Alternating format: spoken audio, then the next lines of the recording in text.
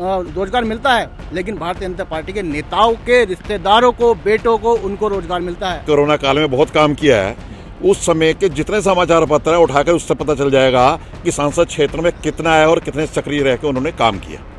कोई काम नहीं हुआ, जीरो काम हुआ। आए तो हैं, दौरा तो करते हैं, लेकिन कुछ घोषणाएं करके चले जाते हैं। और जो हमारे क्षेत्र के विधायक है, पूर्व में मंत्री रहे, उनके सहयोग से यहाँ कांग्रेस के डॉक्टर भी आए और इस अस्पताल का थोड़ा उच्चीकरण हुआ, वरना ये अस्पताल नहीं, मौत घर बन गया था ये अस्पताल। कि हम भी जाते हैं कॉलेज में पढ़ते हैं, पर कॉलेजों में क्लास कभी नहीं लगती इसी तरह। 14 तारीख को उसका तारीख थी कोर्ट में, आप 8 तारीख को क्यों चले गए उसे हटाने के लिए? अरे 14 तारीख को उसका इंतजार तो करते। जो भी निर्णय आता, तो जो निर्णय था, अगर उस पर कोई जब कोई बवाल होता तो वो दोषी है। कोरोना काल में सांसद जी बिल्कुल लापता थे।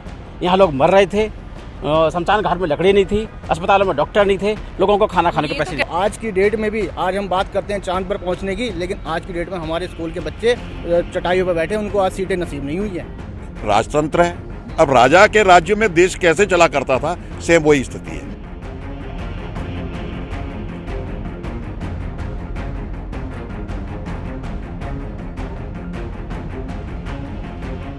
उत्तराखंड तक की चुनावी यात्रा आ पहुंची है बाजपुर में, जहां पर हम जानेंगे कि नैनीताल ऊधम सिंह नगर के सांसद ने इस क्षेत्र में क्या कुछ काम किया है। यहां की जनता से हम जानेंगे कि उनके सांसद ने क्या काम किया है। यहां पर जो बीजेपी के सपोर्टर हैं, उनके सांसद की उपलब्धियां उनसे पूछेंगे। साथ ही साथ जो कांग्रेस के सपोर्टर हैं, उनसे भी जानेंगे कि सांसद ने यहाँ पर क्या काम किया है, क्या नहीं किया।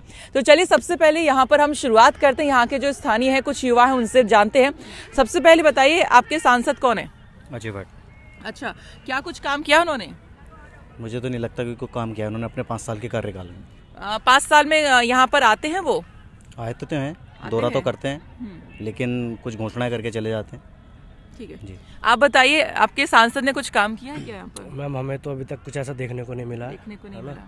जैसे 5 साल का कार्यकाल भी है, तो उसमें अभी तक हार्डली 2 बार मेरे ख्याल से यहाँ पे आया है। तो सांसद का काम भी आपको देखने को नहीं मिला, और साथ ही सांसद भी आपको देखने को नहीं मिला? भी देखने को नहीं मिले हमें। अच्छा, ठीक है। अब थोड़ा सा बीजेपी के पास आएंगे।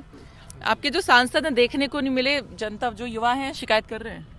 अब मैं इन युवाओं से कहना चाहता हूं, क्योंकि मेरे छोटे भाई भी हैं साथ में, हमारे सांसद लगातार क्षेत्र में कोरोना काल से, जब से कोरोना काल चला, जबकि देश के और अन्य पार्टी के नेता गायब थे, तो हमारे सांसद मैदान में थे। उन्होंने अपनी 2 बार की निधि 5-5 करोड़ सीधे कोरोना काल को जिला चिकित्सालय ऊधम सिंह नगर और नैनीताल में सारी निधि 2 बार की दी। उसके बाद यहाँ पर जब ऑक्सीजन के लोग, पूरे क्षेत्र की जनता तरस रही थी, तो यहाँ पर ऑक्सीजन प्लांट लगभग 20 लाख की लागत से सरकारी अस्पताल में बना। साथ ही आई उपकरण, जो अभी 20 लाख रुपए आई उपकरण के लिए सांसद महोदय द्वारा दिए गए। अमृत सरोवर जो हमारी आने वाला जो जल संकट है, उसके ऊपर सांसद जी और हमारी केंद्र सरकार के द्वारा इतना फोकस किया। 140 करोड़ रुपए का काम इस ब्लॉक के अंदर 11 अमृत सरोवर बनाए गए। और इसी प्रकार कई मार्ग हैं, हरिपुर, हरसान और इधर भी। और जो विद्युत व्यवस्था में जो पोल होते हैं, सोलर पोल, वो भी सांसद के द्वारा लगाए गए हैं। और लगातार वो क्षेत्र में दिखाई दे रहे हैं। अगर कोई इनको अनदेखा कर दे रहा है कि क्षेत्र में नहीं देख रहे हैं, तो वो उनका अपना पर्सनल विषय हो सकता है। लेकिन अब लगातार आप देखिए, 5 साल में लगातार सांसद हमारे क्षेत्र में बने रहे हैं, और समस्त जो यहाँ की जनता है उसके लिए। और भी लोगों से पूछते हैं यहाँ पर। सर हमारे साथ हैं, सर पहले कांग्रेस में भी रहे हैं, राज्य आंदोलनकारी हैं, और आज की डेट में तमाम जो जनता के मुद्दे हैं उस पर अपनी राय जरूर रखते हैं। आप थोड़ा सा बताइए, जैसा ये कह रहे हैं बीजेपी के समर्थक कि भाई सांसद यहाँ पर आते हैं, तमाम जो सांसद के काम है उन्होंने गिनवाए भी हैं, इसको लेकर आपके क्या व्यूज है? वैसे वर्तमान में तो मैं कांग्रेस का ही सदस्य हूँ। अच्छा, वर्तमान में भी? हाँ, और सदस्य रहूंगा। ठीक है। जहाँ तक सांसद वाली बात है, सांसद क्षेत्र में आते जरूर है, लेकिन जहाँ तक विकास के नाम पर वो शून्य है। अगर अभी हमारे छोटे भाई कह रहे थे कि कोरोना काल में बहुत काम किया है, उस समय के जितने समाचार पत्र है उठाकर उससे पता चल जाएगा कि सांसद क्षेत्र में कितना है और कितने सक्रिय रह के उन्होंने काम किया। कोई काम नहीं हुआ, जीरो काम हुआ। मात्र एक स्थानीय जनप्रतिनिधि जो यहाँ से विधायक थे, उन्होंने जरूर क्षेत्र में वर्क किया है, ये सत्यता है। उनके अलावा, यशपाल आर्य के अलावा क्षेत्र में किसी ने भी कोरोना काल में कोई काम नहीं किया, ये भी एक सत्य है। जहाँ तक चिकित्सालयों को उपकरण देने वाली बात है, बाजपुर के चिकित्सालय में जितने उपकरण दिए गए हैं, जब सांसद निधि से कोरोना काल में जो पैसा दिया गया है, वो माननीय देश के प्रधानमंत्री द्वारा सांसदों को दी हुई गाइडलाइन के तहत पैसा दिया गया। पर्सनल किसी भी सांसद ने कोई पैसा अलग से कोरोना काल के नाम पर क्षेत्र को नहीं दिया। ये हकीकत है। और जो उपकरण दिए गए हैं, आज भी सरकारी हॉस्पिटल बाजपुर में है, ना तो उसको चलाने वाला कोई अधिकारी है, ना कोई चलाने वाला डॉक्टर है, शून्य है व्यवस्था। और वो मशीनें मात्र एक भ्रष्टाचार का अड्डा बनी कमीशन खाने के लिए। आप किस बात का जवाब लेना चाहोगे आपसे? बाजपुर में जो चिकित्सालय है, जिला चिकित्सालय, वहाँ पे डॉक्टर्स नहीं है, उस पर क्या कहेंगे? नहीं, डॉक्टर्स हैं, क्योंकि जो हमारे प्रदेश सरकार से लगातार यहाँ पर डॉक्टर बने और कुछ चीजें जैसे पहले अल्ट्रासाउंड के यहाँ डॉक्टर नहीं थे, तो उस दिन पहले मैंने ही ग्राउंड से खबर ये करवाई थी, वहाँ पे डॉक्टर्स नहीं थे। थोड़े दिन बाद खबर का असर होता है, 4 डॉक्टर की वहाँ पर तैनाती होती है। लेकिन अभी एक भाई यहाँ पर बता रहे थे कि अभी सिर्फ 2 ही डॉक्टर वहाँ पर आते हैं, 2 नहीं आते हैं। तो इतने डॉक्टर क्यों नहीं आ रहे हैं? नहीं, डॉक्टर्स प्रॉपर वहाँ पर हैं। अब वहाँ पर जबकि आई चिकित्सक वहाँ पर हैं, और इसके अलावा आपका वहाँ पर सर्जन के रूप में भी वहाँ पर डॉक्टर हैं वहाँ पर। बाजपुर चिकित्सालय का कोई आइडिया किसी को भी? बाजपुर चिकित्सालय मात्र रेफर सेंटर है, लेकिन 2 ही हैं। हाँ। 2 रहते हैं वहाँ डॉक्टर, वो भी 2 कभी। हाँ, जब भी मौके पे जाओगे तो वो भी उपलब्ध नहीं हो पाते। कागजों में 4 थे, वो खुद कागज मेरे पास है कि 4 की तैनाती की है। कागजों में तो बीजेपी ने बड़ा विकास कर रखा है, लेकिन धरातल पे दिखाने के लिए ऐसा नहीं। कागज में डॉक्टर है, अस्पताल में डॉक्टर नहीं है यहाँ पर। ठीक है भैया, थोड़ा सा यहाँ पर आप लोग बताइए, शिक्षा है, स्वास्थ्य है, इसको लेकर आप क्या कहेंगे? यहाँ पे मतलब उचित अस्पताल वगैरह है यहाँ पर? जी, अस्पताल की तो बड़े भैया ने बता ही दिया है, और शिक्षा भी गवर्नमेंट शिक्षा जैसे चल रही है, मतलब कि हम भी जाते हैं कॉलेज में पढ़ते हैं, पर कॉलेजों में क्लास कभी नहीं लगती। इसी तरह शिक्षा के उपलक्ष्य में मैं बताना चाहता हूँ, जी आइए। हमारे राजकीय महाविद्यालय बाजपुर में जिस समय राजकीय महाविद्यालय बाजपुर बना था, स्नातक स्तर पर जो कुछ सब्जेक्ट हैं उन्हीं विषय पर महाविद्यालय आज चल रहा है, जिसमें यहाँ से हमारे जो क्षेत्र के बच्चे होते हैं उन्हें अन्य क्षेत्रों में एडमिशन लेने के लिए दूसरे कॉलेजों में जाना पड़ता है, ताकि जो कि यहाँ पर जो एडमिशन की जो रजिस्ट्रेशन की जो संख्या जो होती है छात्रों की, वो 500 से 600 तक होती है, लेकिन यहाँ पर जो एडमिशन होते हैं वो मात्र 400-200 एडमिशन हो पाते हैं। इसके उपलक्ष्य में कई बार शिक्षा मंत्री जी और अजय भट्ट जी को भी और कई बार बोला है, लेकिन अभी तक कोई भी विषय महाविद्यालय में नहीं बढ़ाए गए हैं। और एक चीज़ और, हमारे महाविद्यालय के पूर्व छात्र संघ कोष अध्यक्ष जी सत्यम रोयला जी के द्वारा एक प्रयास किया गया था कि कॉलेज मार्ग से दशमेश मार्ग तक एक रोड डलवाई जाए, एक रोड का निर्माण किया जाए, लेकिन अभी तक कोई भी कार्य नहीं हुआ।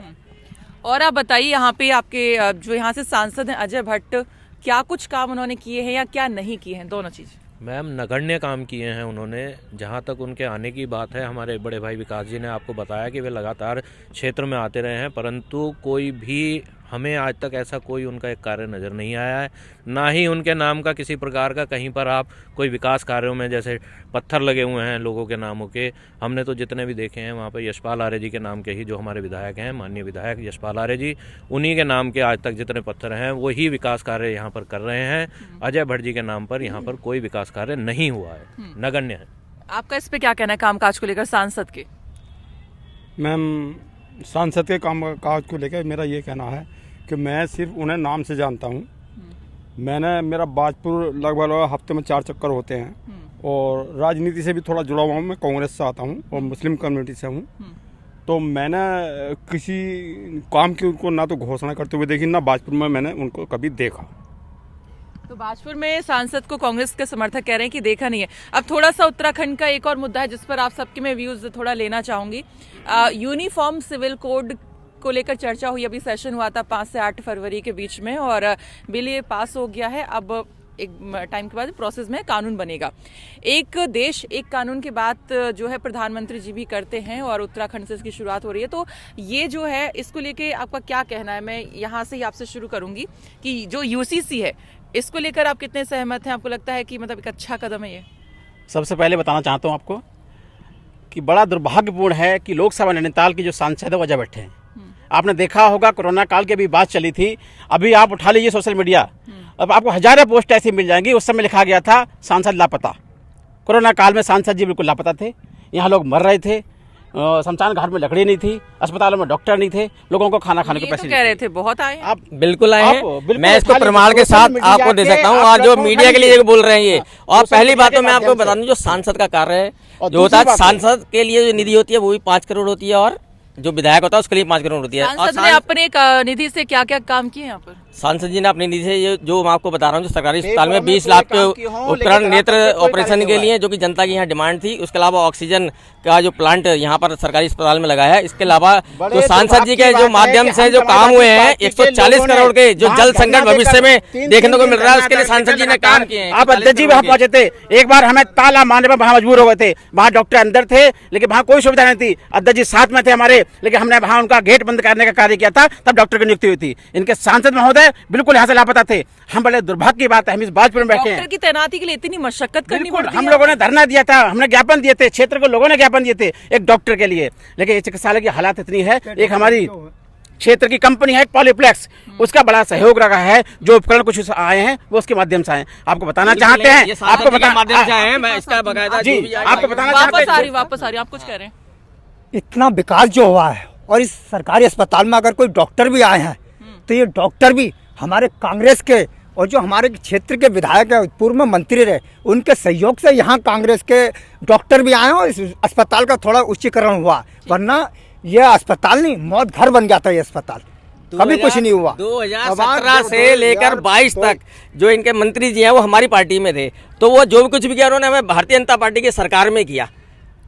तो अब ये उसमें आज अपने नंबर गिना रहे हैं, तो ये बड़े गलत कर रहे दुर्भाग्य हैं। की बात है। आज हम बाजपुर के निवास कर रहे हैं, हमारे सांसद अजय भट्ट जी हैं। अगर आप रात को 10 बजे के बाद दोराहे पे खड़े हो जाएंगे, आपको सवारी नहीं मिलेगी। हमारी बहन बेटी चंडीगढ़ से, देहरादून से कहीं पढ़ लिख के आती हैं, कोई कोर्स करके आती हैं, जॉब से जाती हैं, आप वहाँ खड़े रहेंगे, आपके पास बस की व्यवस्था नहीं होगी। एक छोटा मोटा वहाँ बनाया है बस अड्डा, लेकिन वहाँ कोई बस नहीं पहुँचती है। और सांसद जी कहते हैं बहुत काम करते हैं। आपको बताना चाहते हैं, बताएं रोजगार के क्षेत्र में क्या किया सांसद जी ने, शिक्षा के क्षेत्र में क्या किया, स्वास्थ्य में क्या किया, कोई काम एक रोजगार के क्षेत्र में सुनते हैं इनसे। हमारे देश के यशस्वी प्रधानमंत्री जी और हमारे प्रदेश के यशस्वी मुख्यमंत्री जी, पूरे ये लोग चाहते हैं हमारा जो युवा है और हमारे देश की जनता है वो आत्मनिर्भर बने। उसके लिए उन्होंने बहुत अच्छा एक केंद्र चलाया, प्रधानमंत्री कौशल विकास योजना। उसके अंदर विभिन्न क्षेत्र में रोजगार परक शिक्षा दी जाती है। उसके बाद अगर कोई जानबूझ से ना जाए तो उसके साथ ही एक व्यवस्था भी की गई है। उस शिक्षा के बाद जो प्रधानमंत्री कौशल में मान लिया अगर वो कोई सर्टिफिकेट देते 3 से 6 महीने तक पढ़ा था विकास कौशल योजना का। भारतीय जनता पार्टी का एक नेता जो अभी सीबीआई की जांच हुई है, ईडी वहां गई थी, उसके घर से क्या निकला था, इनकी जो कौशल विकास योजना वहां पहुंची है। भारतीय जनता पार्टी के लोगों ने इस योजना के माध्यम से सरकार के जो जनता का पैसा से लूटने का कार्य किया है। धरातल पे कोई विकास कौशल योजना नहीं है। आते हैं आपके पास। धरातल पर कह रहे हैं कोई काम नहीं है, और दूसरा यहाँ पर मतलब सांसद के कामों को लेकर हम बात कर रहे हैं। आपने शिक्षा और जो अस्पताल इन सब की बात की, इसके अलावा और क्या कुछ आपको लगता है कि यहाँ पे चीज़ होनी चाहिए थी, कोई विकास कार्य वो नहीं हुआ? मैम यहाँ पर कहीं भी उच्च शिक्षा की जहाँ कोई प्रॉपर वे में व्यवस्था ही नहीं है। यहाँ पर जो डिग्री कॉलेज खुला, मतलब उसमें हम व्यक्तिगत रूप से अपने आप को हम दोषी मानते हैं कि कांग्रेस के उस समय तिवारी जी की ये सोच थी कि यहाँ पर टेक्निकल एजुकेशन सेंटर्स खोला जाए। हमने डिग्री कॉलेज खोला, आज बच्चों को वहाँ पर एजुकेशन के नाम पे शिक्षित तो जरूर किया जा रहा है, लेकिन टेक्निकल एजुकेशन नहीं है। जहाँ तक चिकित्सा वाला विषय है, स्वास्थ्य के नाम पर हम सुनने हैं, रेफर सेंटर है, चिकित्सालय में जाकर ऑन रिकॉर्ड रजिस्टर से देखा जा सकता है कि यहाँ पर कितना मरीज भर्ती होता है। वर्तमान में बाजपुर क्या देश की स्थिति भी यही है। यहाँ पर लोकतंत्र नहीं, राजतंत्र है। अब राजा के राज्य में देश कैसे चला करता था, सेम वही स्थिति है। तानाशाह राजा होता है। जो मैं एक मुद्दे पे आ रही थी, आऊंगी वापस आप पर, यूनिफॉर्म सिविल कोड को लेकर आप थोड़ा सा बताइए। यूनिफॉर्म सिविल कोड यानी एक देश में, पूरे एक देश में एक कानून होगा, इसको लेकर आपके क्या व्यूज हैं? मैम देखिए, जो दिखाने में कानून का जो ब्यौरा हमने देखा या पढ़ा तो वहाँ तक तो सही है, लेकिन इसकी आड़ में क्या क्या होगा ये आने वाला वक्त बताएगा। इसकी आड़ में क्या होगा भाई? यूनिफॉर्म सिविल कोड का यूसीसी में सिर्फ एक विशेष रूप से कुछ धर्म के लोगों को डराने का किया जा रहा है। आप उसको पढ़िए, उसमें जो हमारे पहले हमारे धर्म में है सिर्फ सेम वो डिक्टो है, लेकिन यूसीसी के नाम पर धर्म के कुछ लोगों को, कुछ जो समाज के लोग हैं, मुस्लिम समाज के लोग हैं, उन्हें डराने का कार्य किया जा रहा है और उसमें कुछ बदलाव नहीं किया गया है। डराने का काम किया जा रहा है, कह रहे हैं। 2014 से हमारे देश के यशस्वी प्रधानमंत्री जी ने जब से देश की कमान संभाली है, देश का गौरव निरंतर विश्व में भारत का परचम लहराया है।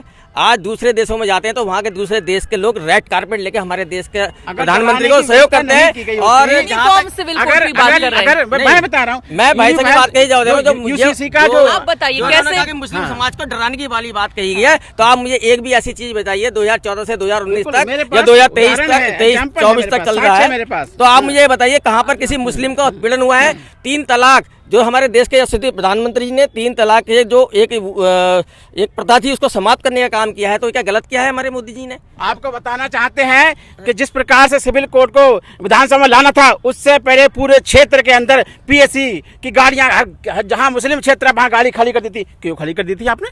किस बात का डर था आपको? मुस्लिम उसका विरोध करेंगे? जब उसको हम पढ़ा ही नहीं, हमने जाना ही नहीं, क्यों विरोध करेंगे? आपको पता था इस कानून के माध्यम से मुसलमानों को डराया जाए, उनके जो धार्मिक जो इच्छाएं हैं, स्वतंत्रता है, उनको छीना जाए। यूसीसी में कुछ नहीं है, जो हमारा पहले धर्म था और जो पहले कानून था वही सेम चल रहा है। ये इसका एक बताना चाहता हूँ, जिस प्रकार से रात के 12 बजे प्रधानमंत्री जी ने जीएसटी का नाटक किया था। यूसीसी में कुछ नया है ही नहीं, तो किस बात का डर है? वही तो बताना चाहता हूँ। जब यही हम बताना चाहते हैं दिक्कत क्या है, समान नागरिकता अधिकार अगर किसी को मिल रहा है तो एक गुमराह बात है, खराब बात गुमराह किया जा रहा है, यूसीसी से गुमराह किया जा रहा है। बस इन लोगों के घर के आगे पुलिस बिठा दी कि यूसीसी लागू हो रहा है। वो सही कह रहे थे कि इसके आगे क्या होगा, ये पढ़ लिया, इसमें कुछ नहीं है। इसके आगे क्या होगा, इसका सर्वे हुआ और इसके लिए बाकायदा लोगों की राय ली, इच्छा की पूरे उत्तराखंड की जनता ने इसमें हामी भी भरी है, तब जाके हामी जी ने हामी भरी है इसके लिए।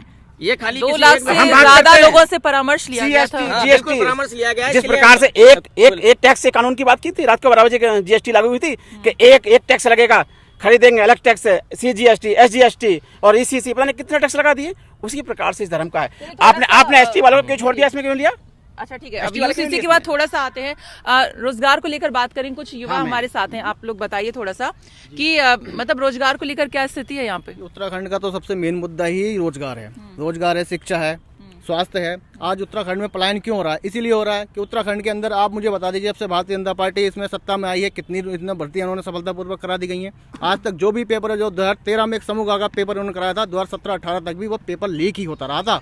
वो आज तक भर्ती ईमानदारी से उन्होंने पूरी नहीं करा पाए हैं ये लोग। अब जब रोजगार नहीं मिलेगा तो पलायन करेंगे लोग। रोजगार मिलता है, लेकिन भारतीय जनता पार्टी के नेताओं के रिश्तेदारों को, बेटों को, उनको रोजगार मिलता है। अभी आपने पीछे देखा होगा जो सचिवालय में भर्ती घोटाला आपने पाया गया होगा, उसमें जितने भी लोग पाए गए कि कौन कौन लोग हैं, उसमें जब लिस्ट निकली तो कोई किसी का भतीजा है, कोई किसी का चाचा का लड़का है, कोई किसी का फूफा का लड़का है, सब निकले। कुछ हमारे क्षेत्र के ही माननीय विधायक हैं, उनके ही रिश्तेदार निकले, हमारे बाजपुर के ही निकले। हमारे जो विधानसभा बाजपुर है, विधानसभा गदरपुर है, आज भी स्थिति ऐसी है, यानी कि स्थिति ठीक नहीं है आपके हिसाब से। ठीक है, आप थोड़ा सा बताइए यहाँ पर ये जो क्षेत्र है बाजपुर विधानसभा, यहाँ पर क्या आपको लगता है कि जो आपके सांसद हैं अजय भट्ट, क्या कुछ काम उन्हें करने चाहिए थे? क्योंकि टूरिज्म मिनिस्टर भी है, तो उसके लिहाज से भी कुछ यहाँ पर किया है क्या, या क्या आप मांग करते हैं अपने सांसद से, एक्सपेक्ट करते हैं कि कुछ यहाँ पे करें कोई ऐसा काम? हमारे जो माननीय सांसद जी हैं अजय भट्ट जी, वो घोषणाएं तो करते हैं, पेपरों में आती हैं, और उनके जो सोशल मीडिया के हैं, अगर वो कुछ भी करते हैं थोड़ा सा, तो सोशल मीडिया में इस तरह से प्रचार कराया जाता है जैसे हो गया, मगर धरातल पे कुछ नहीं होता। धरातल पर आपको दिखाई नहीं देता? आज भी उत्तराखंड के, आज हमारी विधानसभा, आज यही ग्राउंड रिपोर्ट देख लीजिए। अगर यहाँ के प्राथमिक स्कूलों का आप सर्वे करेंगे तो आज की डेट में भी, आज हम बात करते हैं चांद पर पहुँचने की, लेकिन आज की डेट में हमारे स्कूल के बच्चे चटाइयों पर बैठे, उनको आज सीटें नसीब नहीं हुई है। ये विकास किया है इन लोगों ने। आज चले ये लोकल के यहीं प्राथमिक स्कूलों में, ज़्यादा दूर जाने की बात नहीं है कि हम देश में प्रदेश में कितना नाम कर रहे हैं, हमने अंतर्राष्ट्रीय में इतना नाम कर लिया। पहले अपना घर तो सही कर लो, पहले अपने बच्चों को सही शिक्षा दो, क्योंकि आने वाले भविष्य वही है देश के, वही चांद पर जाने की बात करेंगे। और जब उनको आप अच्छी शिक्षा नहीं देंगे तो चांद पर कैसे जाएंगे, ये बताइए आप। अब एक और घटना पर मैं थोड़ा सा बात करना चाहूंगी यहाँ पर, क्योंकि हम उत्तराखंड से जुड़े मुद्दों पर बात भी कर रहे हैं, सांसद के कामकाज पर भी हम बात करें, लेकिन अभी हाल ही में हल्द्वानी हिंसा हुई है, इसको लेकर, क्योंकि देवभूमि पहली बार ही मतलब इस तरह की घटना से दहला होगा, तो इस पर मैं एक करके थोड़ा सा व्यूज लूंगी। आप बताइए थोड़ा सा, जब इस तरह की घटना आपने सुनी कि भाई 8 फरवरी की शाम को ऐसी घटना हुई है, क्या सोच रहे थे आप? सर्वप्रथम जो घटना हुई है बहुत निंदनीय घटना है। हम लोग मांग करते हैं कि जो रिटायर्ड जस्टिस और जो इसमें वर्तमान में जस्टिस हैं उनसे उसकी जांच कराया जाए। और हमने एक मांग और की है, जो लोग वहाँ हमारे पुलिस साथी, पत्रकार साथी वहाँ घायल हुए हैं, उनको जो सरकार है उसको मुआवजा दे और इसकी पूरी जांच होनी चाहिए। घटना बहुत गलत है, ऐसा घटना देवभूमि नहीं होनी चाहिए थी। आप बताइए सर इस पर। मैडम, सबसे बड़ा जो हल्द्वानी कांड हुआ है, ये बिल्कुल षड्यंत्र के तहत, बड़ी योजना के तहत किया गया। अगर अतिक्रमण हटाना था प्रशासन ने, तो शाम को 4 बजे के बाद अतिक्रमण हटाने का कौन सा सिस्टम था? अगर आपको अतिक्रमण ही हटाना था, सुबह अपना 10 बजे अतिक्रमण शुरू करते, आप 4 बजे इसलिए गए कि इस देश में दंगा किसी ढंग से पनपे। एक राजनीतिक दल ये चाहता है कि देश में जब तक इस मुस्लिम या हिंदू वाला दंगा नहीं होगा, उसको सत्ता में उसकी वापसी इतनी आसानी से नहीं होगी। उसके तहत उत्तराखंड को जलाने का प्रयास किया गया। तो उत्तराखंड की जनता इतनी अच्छी है, इतनी जागरूक है, उन्होंने सरकार शब्द मुझे यूज करना पड़ रहा है, मंसूबे को पूरा उन्होंने नहीं होने दिया जनता ने यहाँ की, वरना हल्द्वानी वो जलता जो कमला कांड में और उत्तराखंड आंदोलन के दौरान जो जला था। लेकिन यहाँ की जागरूक जनता, मुस्लिम भाई, सभी समाज के वर्गों के लोगों ने इसको दंगा नहीं बनने दिया। मात्र जो असामाजिक तत्व थे उनके द्वारा जो हरकत की गई वो आज जेलों में जा रहे हैं और जाने चाहिए भी। लेकिन इसकी निष्पक्ष जांच होनी चाहिए। इस दंगे को कराने में हाथ किसका है? शाम को 4 बजे प्रशासन क्यों गया? अतिक्रमण हटाने सुबह 10 बजे क्यों नहीं गया? सरकार के पास तो कोई दिक्कत नहीं थी, प्रशासन के पास कोई दिक्कत नहीं थी। उस मुस्लिम बहुबल क्षेत्र में जिनके धार्मिक स्थान को आप डिस्टर्ब करने जा रहे हैं, वो आज से धार्मिक स्थान वहाँ पर नहीं है, विगत 50-60 वर्षों से है। सरकार ने अंग्रेज हुकूमत के समय से लीज पे दी हुई भूमि है वो। हम कहते हैं कि अतिक्रमण बिल्कुल हटना चाहिए, लेकिन उसकी एक मर्यादा, एक सीमा, एक सिस्टम के तहत हटना चाहिए। आप शाम को 4 बजे जाके उस क्षेत्र में जो शिक्षित नहीं है पूर्ण रूप से, तो आपका कहना है कि ये एक सुनियोजित ढंग से हाँ, ये किया गया। आप हल्द्वानी हिंसा को लेकर क्या कहना चाहेंगे? जो सर कह रहे हैं, आप सहमत हैं इससे? मैम बिल्कुल साजिशन ये घटना हुई है और निंदनीय घटना है। ये घटना जो है निंदनीय है, लेकिन साजिशन हुई है। ये घटना होने का कोई चांस नहीं था। किसने की साजिश? मैम अब जिसने भी साजिश की हो, है साजिश की, वो वैसा घटना नहीं है। ये साजिशन घटना हुई है, चाहे वो प्रशासन की हो, चाहे वो किसी अन्य व्यक्ति की हो। 14 तारीख को उसका तारीख थी कोर्ट में। आप 8 तारीख को क्यों चले गए उसे हटाने के लिए? अरे 14 तारीख को उसका इंतजार तो करते। जो भी निर्णय आता, तो जो निर्णय था, अगर उस पर कोई, जब कोई बवाल होता तो वो दोषी है। और मैं समझता हूँ ये घृणा जो, ये घटना जो हुई है, ये उत्तराखंड के कलंक है। और ये कलंक करवाने के लिए जो भी अधिकारी हैं, मैं समझता हूँ वो अधिकारी को जांच होनी चाहिए। और जिसमें जो भी हो, मैं समझता हूँ अधिकारी जरूर होंगे इसमें। हल्द्वानी हिंसा पर निंदनीय घटना है, नहीं होनी चाहिए थी। इससे पहले कभी सुना देवभूमि में इस तरह की घटना? नहीं, ऐसी नहीं हुई, हमारे उत्तराखंड में हुई नहीं। आप बताइए इसी पर क्या कहेंगे? हिंसा जी जी, ये निंदनीय है और इसको बिल्कुल जैसे तारीख मिली थी उस तारीख से पहले उनको ऐसा नहीं करना चाहिए था, तारीख को देखने के बाद ही करना चाहिए था। ठीक है। और इससे पहले हम जिक्र कर रहे थे थोड़ा सा यूनिफॉर्म सिविल कोड पर, आपके व्यूज रह गए, आप बताएं। जी जी, मैं क्योंकि जनजाति कम्युनिटी से हूँ, उसमें सिविल कोड में नहीं रखा गया है, लेकिन फिर भी मैं ये कहना चाहूँगा कि धार्मिक स्वतंत्रता है भारत के संविधान में। धार्मिक स्वतंत्रता, विभिन्न धर्मों के लोग रह रहे हैं, तो विभिन्न धर्मों के जो धार्मिक स्वतंत्रता उस पर हस्तक्षेप नहीं होना चाहिए था। जैसे हमारे मुस्लिम समाज, आप यूनिफॉर्म सिविल कोड के कानून के दायरे में नहीं आते हैं, आप अपनी जाति का थोड़ा सा बता सकते हैं कितना विकास हो रहा है रोजगार को लेकर, शिक्षा को लेकर, मतलब आपके समाज के जो लोग हैं कितने आगे बढ़ रहे हैं? जिस तरह से होना चाहिए उस तरह से मैम नहीं हो पा रहा है। और जहाँ तक रोजगार है, रोजगार की तो बात ही बंद कर दीजिए आप, क्योंकि लोकसभा तक नकल होती है, नकल से रोजगार, मतलब कोई पेपर होता है लोकसभा में विश्वास किया जाता है उसमें, लोक सेवा आयोग में, उस पर भी आँच आई है। तो हम जनजाति के लोग का यही कहना कि गरीब आदमी, जो कमज़ोर तबके का आदमी, वो कैसे नौकरी पाएगा? और जब नौकरी नहीं मिलेगी तो बेरोजगार रहेगा, तो आर्थिक स्थिति भी दुर्भर होगी। और जनजातियों का मामला है कि ज़मीनें बिल्कुल खुर्द-बुर्द हो गई हैं और रोजगार बच्चों के पास है नहीं, वो कहाँ जाए? शासन को इस पे देखना चाहिए। मतलब कि जो UKSSC उस पर यकीन थोड़ा सा नहीं है। जी, एक पेपर को 3 बार देकर बच्चे डिप्रेशन में चले गए। रोजगार का ये हाल है। मैडम, सिविल कोड पे मैं कहना चाहूँगा, सिविल कोड राष्ट्र हित के लिए बहुत अच्छा कानून है, लेकिन सरकार की मंशा में ये नहीं समझ पाया कि एक छोटी सी उत्तराखंड स्टेट से इन्होंने इसको लागू क्यों करने का प्रयास किया। यूपी से भी लागू कर सकते थे। मात्र मेरा जो व्यक्तिगत सोचना है, जो राजनीति, एक जातिवाद राजनीति को बढ़ावा दे रहे हैं, एक ठाकुर को दूसरे ठाकुर से बढ़ाने का जो प्रयास कर रहे हैं, जो मुझे इसमें एंगल दिखता है, बड़े खुलेआम एंगल दिखता है। क्योंकि एक ठाकुर जो आज देश के प्रधानमंत्री पद के दावेदार की लिस्ट में भी अपना नाम रखता है, उसको डाउन करने के लिए एक छोटी सी स्टेट के सीएम से अब उसको लागू कर रहे हैं। उत्तराखंड से कोई फर्क नहीं पड़ता, इतनी बड़ी स्टेट नहीं है। जहां तक अभी सांसद महोदय की भी चल रही थी, इसलिए मैं कहना चाहूँगा, हमारे 10 साल से केंद्र में भी है, सांसद महोदय भी हमारे एक्टिव हैं, नौजवान हैं, एक जमीनी वर्ग से आए हुए हैं। लेकिन बड़ा दुर्भाग्य है, दीनदयाल उपाध्याय पार्क जो यहाँ घोषणा हुई थी, आज कूड़े का ढेर बना हुआ है, लेकिन दीनदयाल उपाध्याय जी की मूर्ति नहीं लगी आज तक वहाँ पर। सब नेताओं ने वहाँ लोकार्पण किए, मूर्तियों पर जाकर फूल चढ़ाए, कूड़े के ढेर पे दीनदयाल उपाध्याय जी की मूर्ति रखी। क्योंकि मैं एक नागरिक हूँ इस देश का, और दीनदयाल उपाध्याय जी ने इस देश के लिए कार्य किया है, इसलिए आज तक उस मूर्ति का ना लगना एक बड़ा दुर्भाग्यपूर्ण है। और जिस देश का जो भी सांसद अगर 5 वर्ष में अपनी सांसद निधि भी खर्च नहीं कर सकता है, उस क्षेत्र के सांसद की आंकलन करने की कोई जरूरत नहीं है उसने अपने क्षेत्र में कितना विकास कार्य किया। प्रधानमंत्री जी उत्तराखंड को एक प्रैक्टिकल करना चाहते हैं। आपने देखा होगा जिस प्रकार से पुरवला की घटना हुई थी, वहां भी बहुत बड़ा षड्यंत्र रचा गया कि उत्तराखंड से एक मुसलमानों को यहाँ से मार के काटा भगाया जाए और ये पूरे देश में संदेश दिया जाए कि उत्तराखंड के मुसलमान साथ ये हो रहा है। यहाँ एक प्रैक्टिकल कर रहे हैं, अगर यहाँ कामयाब हो जाता है तो उसको पूरे देश में लागू कर दे। दूसरी बात, जो हल्द्वानी में दंगा हुआ है उसका भी सेम ये किया गया है। छोटा सा उत्तराखंड प्रदेश है, अगर इन लोगों को यहाँ दबाएंगे तो पूरा संदेश 2024 के चुनाव में देना चाहते थे। इनकी मानसिकता असली थी ये। चलिए, तो यहाँ पर हमने जो तमाम यहाँ पर कांग्रेस के और सपा के और साथ ही बीजेपी के समर्थक हैं उनसे हमने यहाँ पर बातचीत की है। तो कांग्रेस और सपा के समर्थकों का ये कहना है कि यहाँ के जो सांसद हैं अजय भट्ट, वो घोषणाएं तो करते हैं लेकिन धरातल पर वो चीजें दिखाई नहीं देती हैं। और यहाँ पर जो बीजेपी के समर्थक उनका ये कहना है कि सांसद यहाँ पर आते भी हैं और काम भी करते हैं। कोरोना काल में भी काफी कुछ उन्होंने काम किया। लेकिन यहाँ पे कुछ युवाओं से भी हमने बातचीत की तो यहाँ पर उन्होंने कहा कि रोजगार को लेकर यहाँ पर दिक्कत है। और साथ ही साथ जो यहाँ पर कांग्रेस के समर्थकों ने बताया कि यहाँ के सबसे ज्यादा जो बुरी हालत है वो है यहाँ के अस्पतालों में डॉक्टर यहाँ पर मौजूद नहीं और घोषणाएं होती हैं, धरातल पर नहीं दिखाई देती है। बाजपुर से उत्तराखंड तक के लिए सरिता तिवारी की रिपोर्ट।